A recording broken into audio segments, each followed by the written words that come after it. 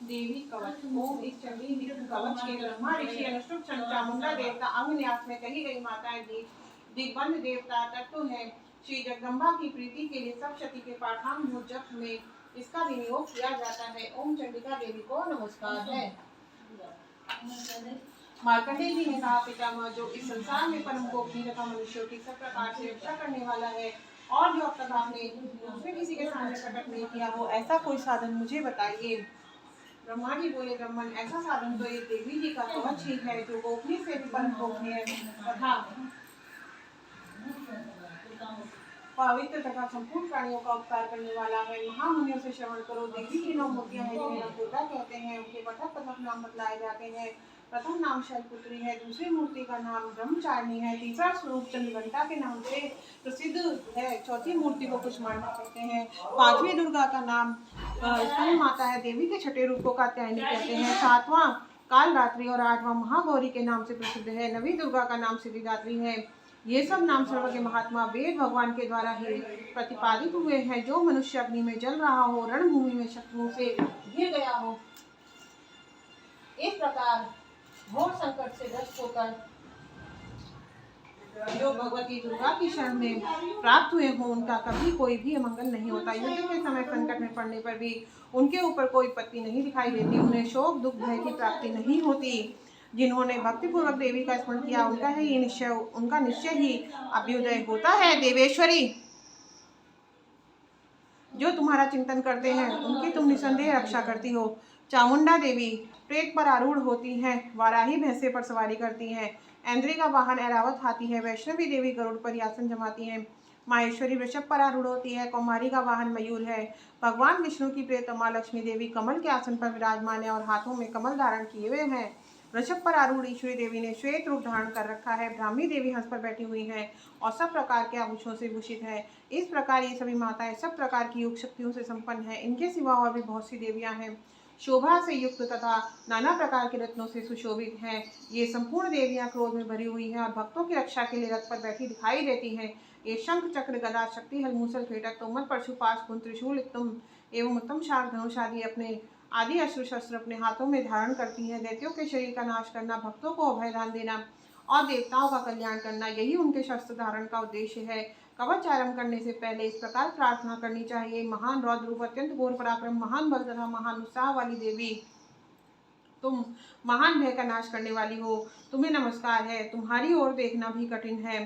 शत्रुओं का भय बढ़ाने वाली जगदम्बिके मेरी रक्षा करो। पूर्व दिशा में ऐन्द्री इंद्र शक्ति मेरी रक्षा करे, अग्निकोण में अग्नि शक्ति, दक्षिण दिशा में वाराही तथा नैऋत्य कोण में खड्गधारिणी मेरी रक्षा करे, पश्चिम दिशा में वारुणी और वायु कोण में मृगवाहिनी मेरी रक्षा करे, उत्तर दिशा में कौमारी और ईशान कोण में शूलधारिणी देवी रक्षा करे, ब्रह्माणी ऊपर से मेरी रक्षा करे, वैष्णवी देवी नीचे की ओर से मेरी रक्षा करे, शव वाहिनी चामुंडा देवी दसों दिशाओं में मेरी रक्षा करे, जया आगे से, विजया पीछे से मेरी रक्षा करे, वाम भाग में अजिता और दक्षिण भाग में अपराजिता रक्षा करे, उद्योतनी शिखा की रक्षा करे, उमा मेरे मस्तक पर विराजमान होकर रक्षा करे, ललाट में मालाधारी रक्षा करे और यशस्विनी देवी मेरी भौं का संरक्षण करे, भौं के मध्य भाग में त्रिनेत्रा और नथनों की यमघंटा देवी रक्षा करे, दोनों नेत्रों के मध्य भाग में शंखिनी और कानों में द्वारपालकी रक्षा करे,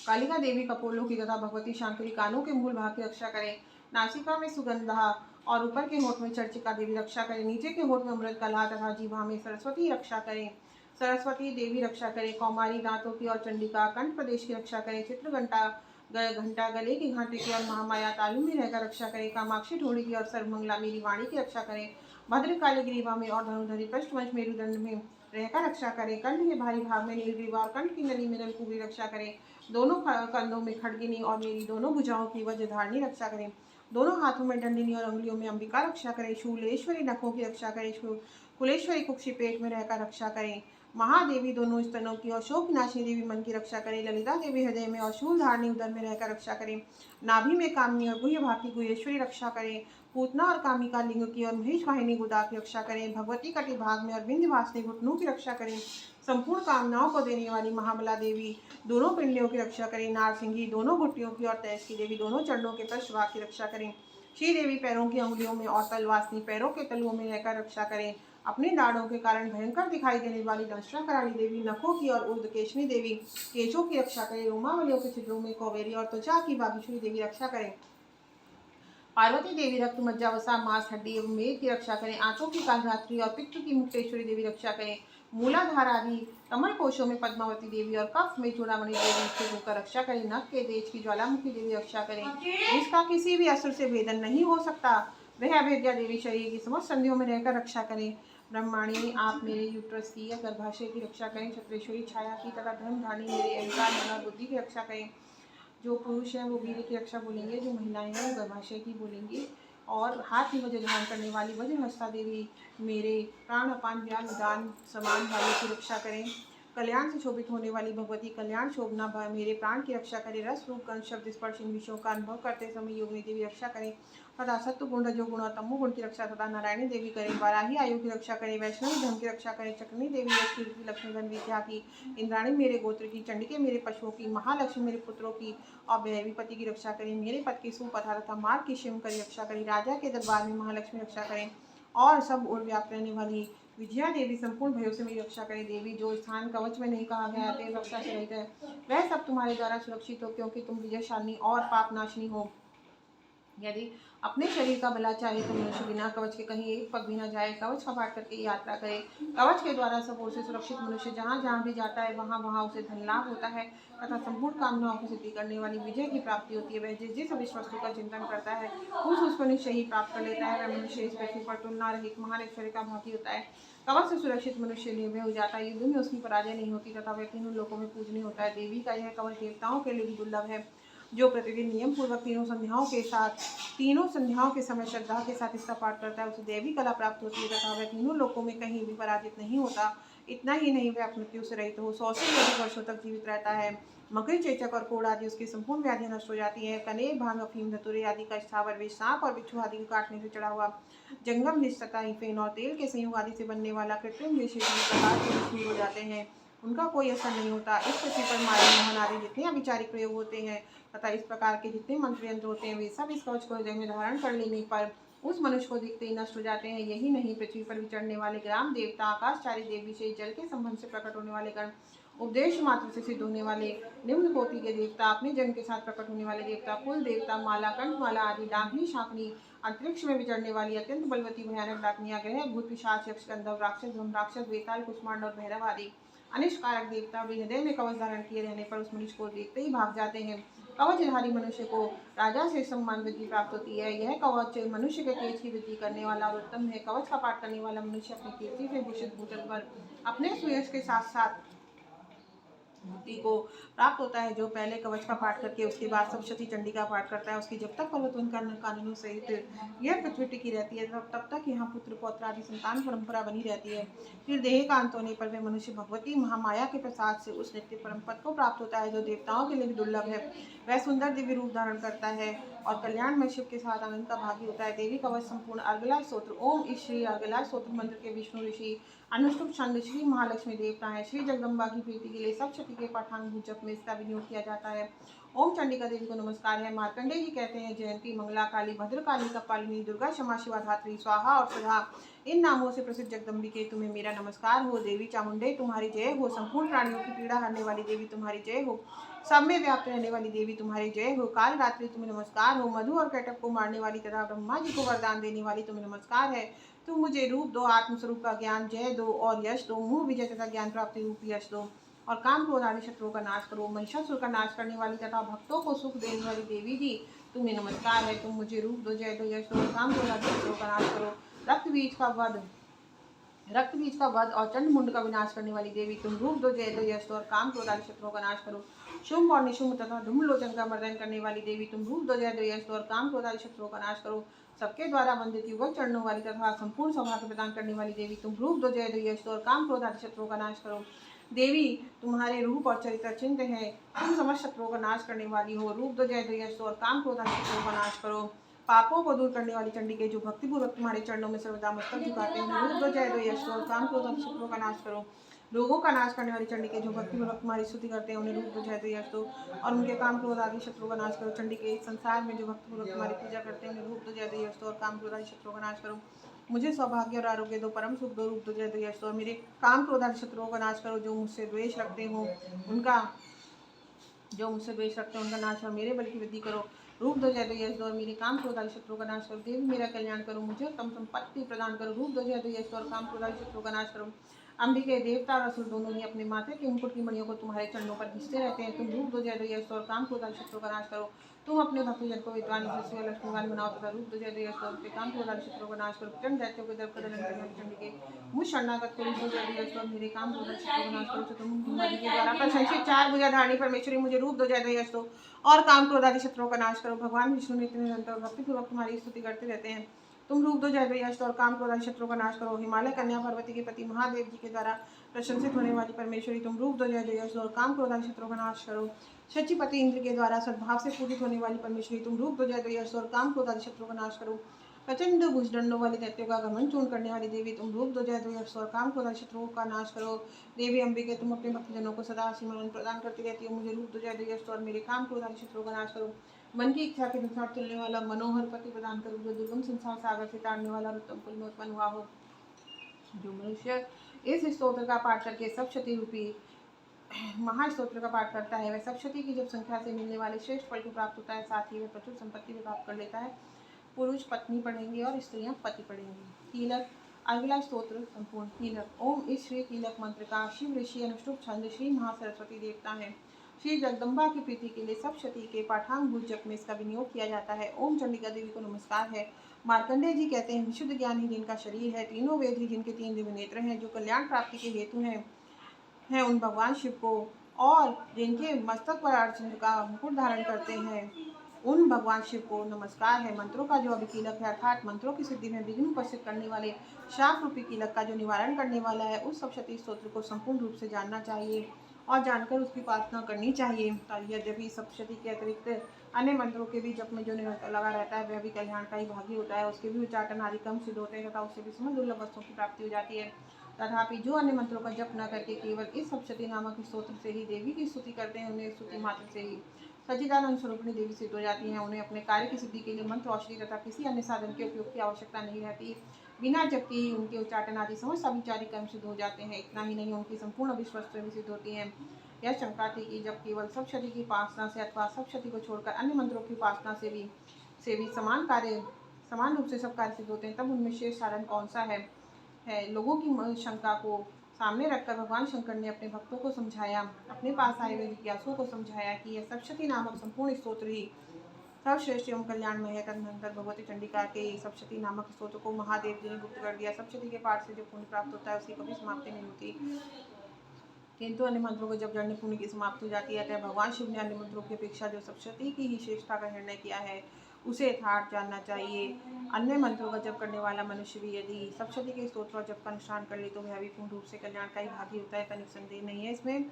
जो साधक कृष्ण पक्ष चतुर्दशी अथवा अष्टमी को एकादशित होकर भगवती की सेवा में अपना सर्वस्व समर्पित कर देता है, फिर प्रसाद रूप से ग्रहण करता है, उसी पर भगवती माँ प्रसन्न होती है, अन्यथा उनको प्रसन्नता प्राप्त नहीं होती। इस प्रकार सिद्धि के प्रतिबंधक रूप कील के द्वारा महादेव जी ने इस स्तोत्र को लिख कर रखा है। जो पूर्वोक्त रीति से निष्कीलन करके सप्तशती स्तोत्र का प्रतिदिन स्पष्ट उच्चारण पूर्वक पाठ करता है, वही देवी का पार्षद होता है, वही गंधर्व भी होता है। सर्वत्र विचरते रहने पर भी संसार में उसे कहीं भी भय नहीं होता, वह मृत्यु के वश में नहीं पड़ता तथा देह त्यागने के अनंतर मुक्त प्राप्त कर लेता है।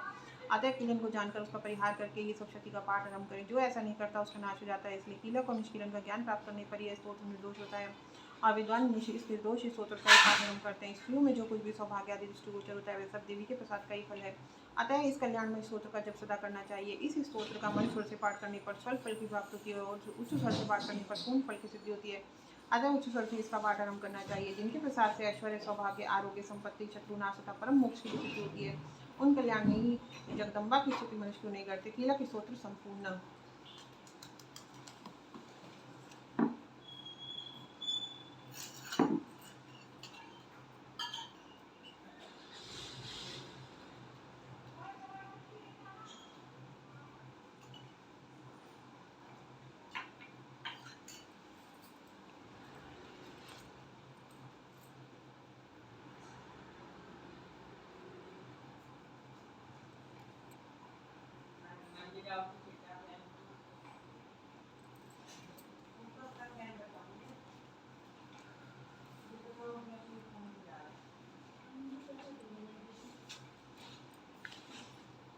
चौथा अध्याय इंद्रादि देवताओं द्वारा इन देवी की स्तुति ध्यान। सिद्धि की इच्छा रखने वाले मनुष्य जिनकी सेवा करते हैं और देवता जिन्हें सब ओर से घिरे रहते हैं, उन जया नाम वाली दुर्गा देवी का ध्यान करें।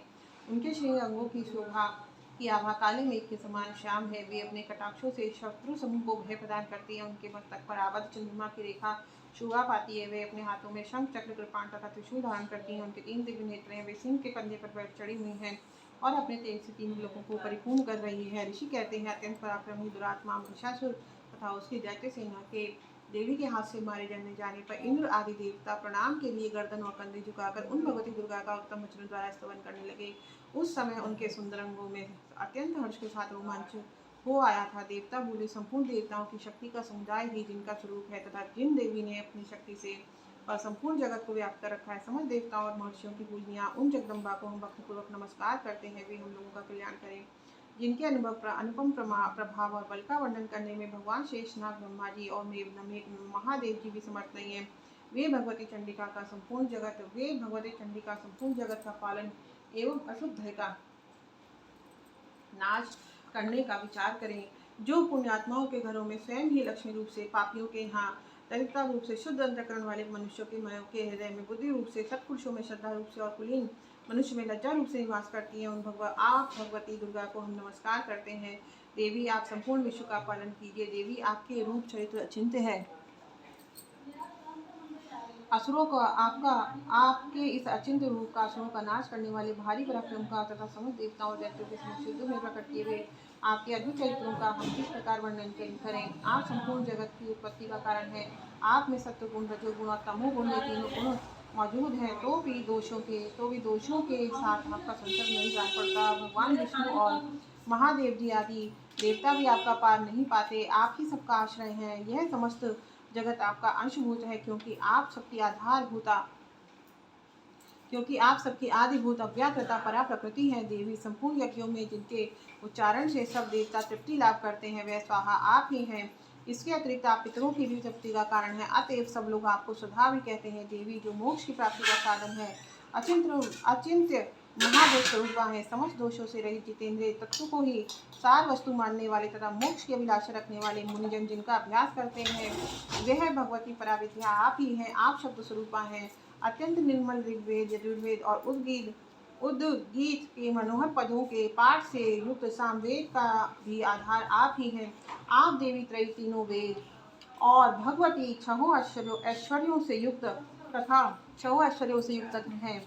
इस विश्व की उत्पत्ति एवं पालन के लिए आप ही वार्ता, खेती एवं आजीविका के रूप में प्रकट हुई हैं। आप संपूर्ण जगत की घोर पीड़ा का नाश करने वाली हैं। देवी, जिससे समस्त शास्त्रों के ज्ञान का ज्ञान होता है, वह मेधा शक्ति आप ही है। दुर्गम भवसागर से पार उतारने वाली गुणों का रूप दुर्गा देवी भी आप ही है। आपकी कहीं भी आसक्ति नहीं है। कैटभ के शत्रु भगवान विष्णु के वक्षा स्थल में एकमात्र निवास करने वाली भगवती लक्ष्मी तथा भगवान चंद्रशेखर द्वारा सम्मानित गौरी देवी भी आप ही हैं। आपका मुख मंद मुस्कान से सुशोभित, निर्मल पूर्ण चंद्रमा के दिन का अनुसरण करने वाला और उत्तम सुवर्ण की मनोहर कांति से कमनीय है। तो भी उसे देखकर महिषासुर को क्रोध हुआ और सहसा उसने उस पर प्रहार कर दिया। यह बड़े आश्चर्य की बात है। देवी, वही मुख जब क्रोध से युक्त होने पर उदय काल के चंद्रमा की भांति लाल और तनी हुई भों के कारण विकराल हो उठा, तब उसे देखकर जो महिषासुर के प्राण तुरंत नहीं निकल गए। ये वीडियो खराब हो गई।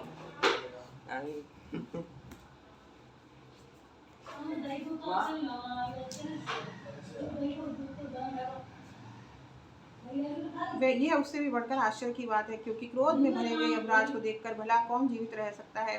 देवी, आप प्रसन्न हो। परमात्मा स्वरूप आपके प्रसन्न होने पर जगत का अभ्युदय होता है और क्रोध में भर जाने पर आप तत्काल ही कितने कुलों का सर्वनाश कर डालती हो। यह बात अभी अनुभव में आई है, क्योंकि महिषासुर की यह विशाल सेना क्षण भर में आपके कोप से नष्ट हो गई है। सदा अभ्युदय प्रदान करने वाली आप जिन पर प्रसन्न होती हैं, वे ही देश में सम्मानित हैं। उन्हीं को धन और यश की प्राप्ति होती है। उन्हीं का धर्म कभी शिथिल नहीं होता तथा वे ही अपने हष्टपुष्ट स्त्री, पुत्र और भृत्यों के साथ धन्य माने जाते हैं। देवी, आपकी ही कृपा से पुण्यात्मा पुरुष नित्य प्रतिदिन अत्यंत श्रद्धा पूर्वक सदा सब प्रकार के धर्मानुकूल कर्म करता है और उसके प्रभाव से स्वर्गलोक में जाता है। इसलिए आप तीनों लोकों में निश्चय ही मनोवांछित फल देने वाली हैं। माँ दुर्गे आप स्मरण करने पर सब प्राणियों का भय हर लेती हैं और स्वस्थ मनुष्यों द्वारा चिंतन करने पर उन्हें परम कल्याण में बुद्धि प्रदान करती है। दुख दरिद्रता और भय हरने वाली देवी आपके सिवा दूसरी कौन है जिसका चित्त सबका उपकार करने के लिए सदा ही दयार्द्र रहता है। देवी उन राक्षसों के मारने से संसार को सुख मिले तथा ये राक्षस चिरकाल तक नरक में रहने के लिए भले ही पाप करते रहे हों, इस समय संग्राम में मृत्यु को प्राप्त होकर स्वर्गलोक में जाएं। निश्चय ही यही सोचकर आप शत्रुओं का वध करती हैं। आप शत्रुओं पर शस्त्रों का प्रहार क्यों करती हैं? समस्त शस्त्रों का दृष्टिपात मात्र से ही भस्म क्यों नहीं कर देती? इसमें एक रहस्य है। ये शत्रु भी हमारे शस्त्रों से पवित्र होकर उत्तम लोकों में जाएं। इस प्रकार उनके प्रति भी आपका विचार अत्यंत उत्तम रहता है। खड्ग के तेज पुंज की भयंकर दीप्ति से तथा आपके त्रिशूल के अग्रभाग की घनीभूत आभा प्रभा से चौंधिया कर जो असुरों की आंखें फूट नहीं गई, उसका कारण यही था कि वे मनोहर रश्मियों से युक्त चंद्रमा के समान आनंद प्रदान करने वाले आपके इस सुंदर मुख का दर्शन करते हैं। देवी आपका शील दुराचारियों के बुरे बर्ताव को दूर करने वाला है। ऐसा है जो कभी चिंतन में नहीं आ सकता, जिसकी कभी दूसरों से तुलना नहीं हो सकती, तथा आपका बल और पराक्रम तो उन दैत्यों का विनाश करने वाला है जो कभी देवताओं के पराक्रम को भी नष्ट कर चुके थे। इस प्रकार आपने शत्रुओं पर भी दया ही प्रकट की है। वरदायिनी देवी आपके इस पराक्रम की किसके साथ तुलना हो सकती है, तथा शत्रुओं को भय देने वाला एवं अत्यंत मनोहर ऐसा रूप भी आपके सिवा और कहाँ है। हृदय में कृपा और युद्ध में निष्ठुरता, ये दोनों बातें तीनों लोगों के भीतर केवल आप में ही देखी गई है। माता, आपने शत्रुओं का नाश करके इस समस्त लोक की रक्षा की है। उन शत्रुओं को भी युद्ध में मारकर स्वर्गलोक में पहुंचाया तथा उन मत दैत्यों से प्राप्त होने वाले हम लोगों के भय को भी दूर कर दिया है। आपको हमारा नमस्कार है। देवी आप शूल से हमारी रक्षा करें। अंबिके आप खड्ग से भी हमारी रक्षा करें और घंटा की ध्वनि तथा धनुष के टंकार से भी हम लोगों की रक्षा करें। चंडी के पूर्व, पश्चिम और दक्षिण दिशा में आप हमारी रक्षा करें तथा ईश्वरीय अपने त्रिशूल को घुमाकर आप उत्तर दिशा में हमारी रक्षा करें। आपके जो सुंदर, परम सुंदर और अत्यंत भयंकर रूप जो विचरते रहते हैं, उनके द्वारा भी आप हमारी तथा इस लोक की रक्षा करें। अंबिके आपके कर पल्लवों में शोभा पाने वाले खड्ग, शूल और गदा आदि जो वस्त्र हों, उन सबके द्वारा आप सब ओर से ही हमारी रक्षा करें। ऋषि कहते हैं, इस प्रकार जब देवताओं ने जगन माता दुर्गा की स्तुति की और नंदन वन के दिव्य पुष्पों एवं गंध चंदन आदि के द्वारा उनका पूजन किया, फिर सबने मिलकर जब भक्ति पूर्वक दिव्य धूपों की सुगंध निवेदन की, तब देवी ने प्रसन्न वदन होकर प्रणाम करके सब देवताओं से कहा। देवी बोली, देवताओं, तुम सब लोग मुझसे जिस वस्तु की अभिलाषा रखते हो उसे मांगो। देवता बोले, भगवती ने हमारी सब इच्छा पूर्ण कर दी, अब कुछ भी बाकी नहीं है, क्योंकि हमारा ये शत्रु महिषासुर मारा गया। महेश्वरी, इतने पर भी यदि आप हमें और वर देना चाहती हैं तो हम जय जय आपका जब आपका स्मरण करें तब आप दर्शन देकर हम लोगों के समान के महान संकट दूर कर दिया करें तथा प्रसन्न मुखी अंबिके जो मनुष्य इन स्तोत्रों द्वारा आपकी स्तुति करें उसे वित्त समृद्धि और वैभव देने के साथ ही उसकी धन और स्त्री आदि संपत्ति को भी बढ़ाने के लिए आप सदा हम पर प्रसन्न रहें। ऋषि कहते हैं, राजन, देवताओं ने जब अपने तथा जगत के कल्याण के लिए भद्रकाली देवी को इस प्रकार प्रसन्न किया, तब वे तथास्तु कहकर वहीं अंतर्धान हो गई। भूपाल, इस प्रकार पूर्व काल में तीनों लोगों का हित चाहने वाली देवी जिस प्रकार देवताओं के शरीरों से प्रकट हुई, वह सब कथा मैंने कह सुनाई। अब पुनः देवताओं का उपकार करने वाली वे देवी दुष्ट दैत्यों तथा शुंभ निशुंभ का वध करने एवं सब लोगों की रक्षा करने के लिए गौरी देवी के शरीर से जिस प्रकार प्रकट हुई थी, वह सब प्रसंग मेरे मुँह से सुनो। मैं उसका तुमसे यथावत वर्णन करता हूँ। इस प्रकार श्री मार्कंडेय पुराण में सावर्णिक मनवंतर की कथा के अंतर देवी महात्म्य शक्रादि स्तुति नामक चौथा अध्याय पूरा हुआ। इसके बाद क्षमा प्रार्थना आप लोग जो है जरूर करें। अपराध सहस्राणि क्रियन्ते हमेशा मया दासोऽहमिति मामत्वा समस्त परमेश्वरी मंत्रहीनम क्रियाहीनम भक्तिहीनम सुरेश्वरी यत् पूजितं मया देवी परिपूर्णम तदस्तु मे। इसी को हिंदी में आप ऐसे पढ़ सकते हैं, देवी पराध क्षमा परिस्तोत्र। माँ, मैं न मंत्र जानता हूँ न यंत्र, अहो मुझे स्तुति का भी ज्ञान नहीं है, न आवाहन का पता है, न ध्यान का, स्तोत्र और कथा की भी जानकारी नहीं है, न तो तुम्हारी मुद्राएं जानता हूँ और न ही मुझे व्याकुल होकर विलाप करना ही आता है, परंतु एक बात जानता हूँ, केवल तुम्हारा अनुसरण, तुम्हारे पीछे चलना, जो कि सब क्लेशों का, समस्त दुख विपत्तियों का हर लेने वाला है, सबका उद्धार करने वाली कल्याणमयी माता। मैं पूजा की विधि नहीं जानता, मेरे पास धन का भी अभाव है, मैं स्वभाव से भी आलसी हूँ तथा मुझसे ठीक ठीक पूजा का संपादन हो भी नहीं सकता। इन सब कारणों से तुम्हारे चरणों की सेवा में जो त्रुटि हो गई उसे क्षमा करना, क्योंकि कुपुत्र का होना संभव है किंतु कहीं भी कुमाता नहीं होती। माँ, इस पृथ्वी पर तुम्हारे सीधे साधे पुत्र तो बहुत से हैं, किंतु उन सब में मैं ही अत्यंत चपल तुम्हारा बालक हूँ। मेरे जैसा चंचल कोई बिरला ही होगा। शिवे, मेरा जो यह त्याग हुआ है यह तुम्हारे लिए कदापि उचित नहीं है, क्योंकि संसार में कुपुत्र का होना संभव है किंतु कहीं भी कुमाता नहीं होती। जगदम्माता, मैंने तुम्हारे चरणों की सेवा कभी नहीं की देवी, तुम्हें अधिक धन भी समर्पित नहीं किया, तथापि मुझ जैसे अधम पर जो तुम अनुपम स्नेह रखती हो, इसका कारण यही है कि संसार में कुपुत्र पैदा हो सकता है किंतु कहीं भी कुमाता नहीं होती। गणेश जी को जन्म देने वाली माता अन्य देवताओं की आराधना करते समय मुझे नाना प्रकार की सेवाओं में व्यग्र रहना पड़ता था, इसलिए 85 वर्ष से अधिक अवस्था बीत जाने पर मैंने देवताओं को छोड़ दिया है। अब उनकी सेवा पूजा मुझसे नहीं हो पाती, अतएव उनसे कुछ भी सहायता मिलने की आशा नहीं है।